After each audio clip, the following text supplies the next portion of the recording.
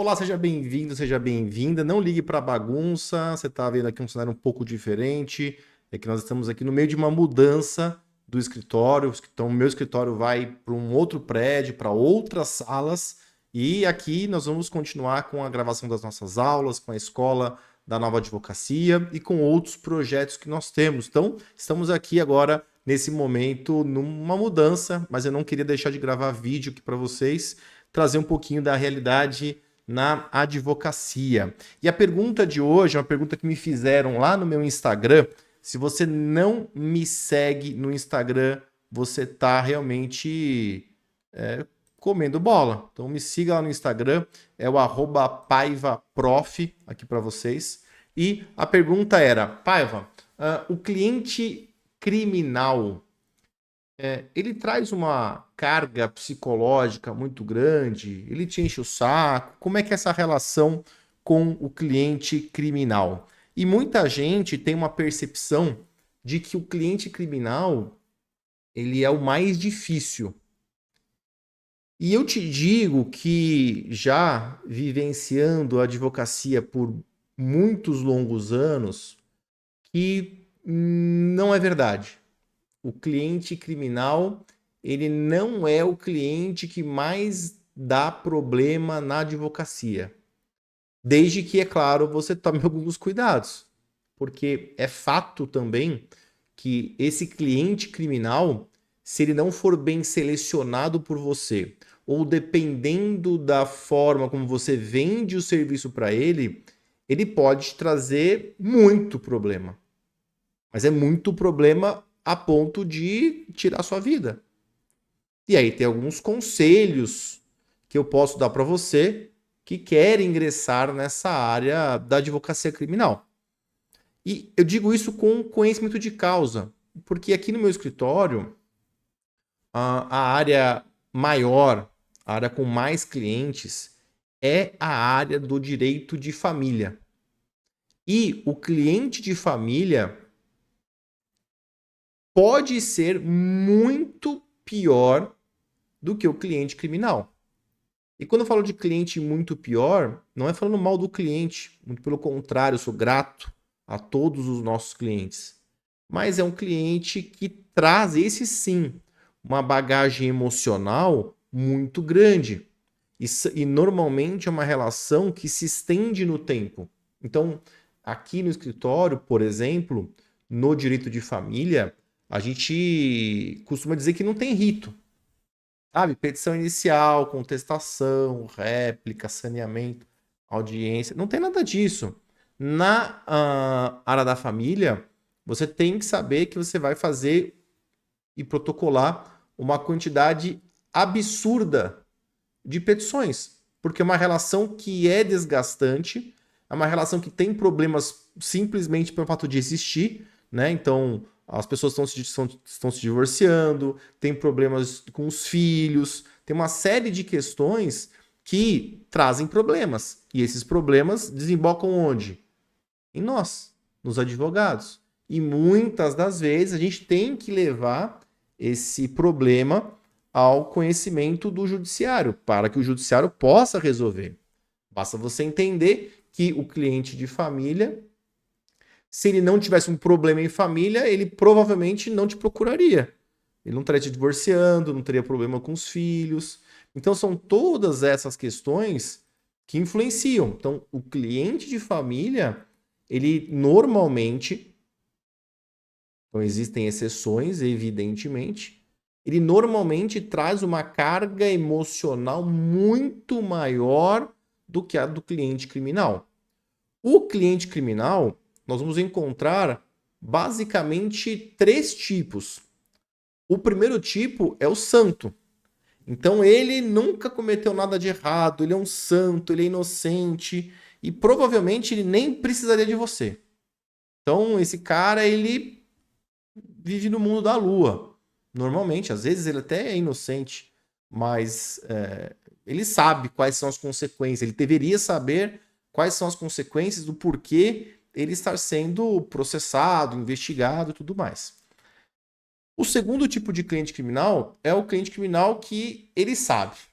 Ele sabe que ele está errado, ele sabe que ele pode ter uma punição, ele te contata para você tentar melhorar a vida dele, até mesmo buscando uma absolvição, mas ele sabe, ele não se faz de santo. O primeiro tipo de cliente, muitas vezes, e esse cara também ele pode ser um pouco perigoso, no sentido de te trazer problema, é que ele não busca um advogado, ele busca um inocente útil. Alguém que vai acreditar na história dele e que vai fechar os olhos para tudo o que acontece, para todas as evidências do processo, da investigação, e ele crê que aquela versão dele é a versão única e verdadeira, e ele quer alguém que acredite nisso. Muitas vezes esse cliente precisa ter algum tipo de reunião, a gente faz isso aqui no escritório, para alinhamento de expectativa. Então, fulano, você está sendo processado, o crime é tal, as provas que estão apresentadas no processo ou na investigação são essas, e as consequências podem ser essas. Nós vamos lutar para isso ou para aquilo. Então você precisa ter um alinhamento de expectativa e nem sempre ele quer te ouvir. Tem um cliente meu que é famoso até, e ele fala muita besteira na internet. Ele foi processado por uma deputada federal. E assim, se você olhar, analisar o mérito da questão, ele não tinha nenhuma razão. Ele realmente praticou um crime. Não era um crime grave nem nada, era um crime contra a honra, mas era um crime. E estava comprovado o crime. E já não era o primeiro dele. Então ele já não teria direito a vários benefícios da lei. Já tinha usado todas as cartas da manga, digamos assim. Todas as cartas do baralho já tinham sido usadas. E nós orientamos ele, então, a fazer uma retratação. Era simples. Uma retratação. Ele não quis, não aceitou, destituiu a gente do processo, não pagou nossos honorários, enfim. É o tipo de cliente que busca o inocente útil. E depois ele foi condenado, inclusive. Um outro advogado que fez o que ele queria e foi condenado. Isso para mim era muito evidente. E o terceiro tipo de cliente é o cliente de facção. Aí esse aí é um outro perfil. É o tipo de cliente com que eu não trabalho aqui no escritório, não tenho o menor interesse. Tem gente que atua, tem os prós e os contras. Eu acho que os prós não cobrem nem 1% dos contras. Então, desse tipo, não vou nem comentar aqui nesse vídeo. Agora, o mais importante que você tem que levar em consideração quando atua na área criminal é que você precisa alinhar as expectativas com o seu cliente. Em nenhuma hipótese você vai prometer resultado. Sério, tem vezes que eu olho para um processo criminal ou analiso uma investigação e eu penso assim, ó, mamão com açúcar. Isso aqui vai ser um filezinho lindo. Tem essa saída, tem essa ou tem essa. Tá lindo. Mas você não deve comunicar isso para o seu cliente. Você nunca vai falar para o seu cliente que o caso é resolvido, que o caso é fácil. Todo o caso é difícil. Isso não é uma técnica de enganação do cliente. É porque realmente, por mais que a gente tenha uma avaliação de que o processo é simples, muitas vezes o processo simples se torna o mais complexo, o mais complicado por alguma coisa que aparece no processo. E o processo que é mais complicado muitas vezes se torna o processo mais simples.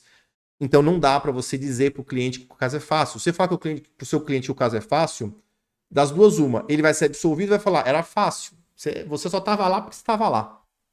Então não vai te dar o devido mérito pela conquista. E se você falar que é fácil e perder, você é o incompetente. Então isso é uma coisa que você não vai fazer. Tá legal? Então, acho que respondi essa pergunta. Se você quiser me conhecer mais, tem lá meu Instagram, é @paivadoutor. Eu posto bastante coisa lá no meu Instagram. Espero muito você lá no Instagram para a gente bater um papo. Segue o nosso canal, curte esse vídeo, deixa seu comentário e vou deixar aqui também na descrição um link para você conhecer os nossos cursos de prática, inclusive o nosso curso de prática na prática em direito criminal. É um curso onde eu não abordo nada, zero teoria. A única coisa que a gente aborda aqui é a prática que eu vivo na advocacia criminal. É um curso do qual eu tenho muito orgulho. Então, eu de coração espero ver você na nossa turma. Se não for o momento, não tem problema. Assina o nosso canal, ativa o sininho aqui e a gente se vê no próximo vídeo. Tá legal? Beijo, abraço, até mais, tchau.